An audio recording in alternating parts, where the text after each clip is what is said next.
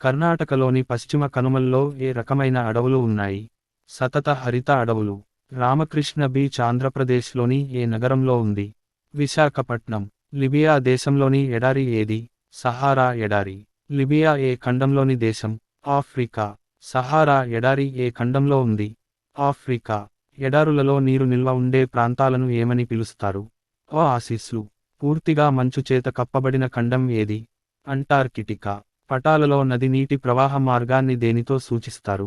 నీలం రంగు గీతతో సూచిస్తారు. ఎస్ ఎల్ అంటే ఏమిటి? సరాసరి సముద్ర మట్టం లేదా మీన్ సీ లెవెల్. వివిధ రకాల భూస్వరూపాలను అంటే పీఠభూములు, మైదానాలు, పర్వతాలను చూపే పటాలను ఏమని పిలుస్తారు?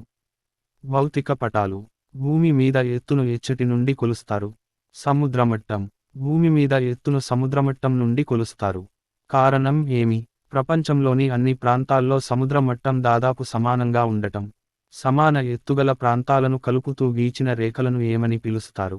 కాంటూరు రేఖలు లేదా సమతల రేఖలు. సముద్ర మట్టం వద్ద భూమి ఎత్తు ఎంత? 0 మీటర్లు. కాంటూరు రేఖలు వంకరటింకరగా ఉండుటకు కారణం ఏమి? వివిధ ప్రాంతాల ఎత్తులో వ్యత్యాసాలు ఉండుట.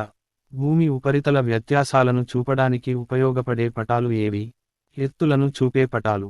కాంటూరు రేఖలకు సంబంధించి సత్యమైన అంశాలు. భూస్వరూపాన్ని బట్టి కాంటూరు రేఖలు వంకర టింకరగా ఉంటాయి. కాంటూరు రేఖలు ఒకదానినొకటి ఖండించుకోవు. రెండు కాంటూరు రేఖల మధ్య దూరం ఆ భూమి స్వరూపంపై ఆధారపడి ఉంటుంది. భూమి వాలు ఎక్కువగా ఉంటే కాంటూరు రేఖలు ఒకదానికొకటి దగ్గరగా ఉంటాయి. భూమి వాలు తక్కువగా ఉంటే కాంటూరు రేఖలు ఒకదానికొకటి దూరంగా ఉంటాయి.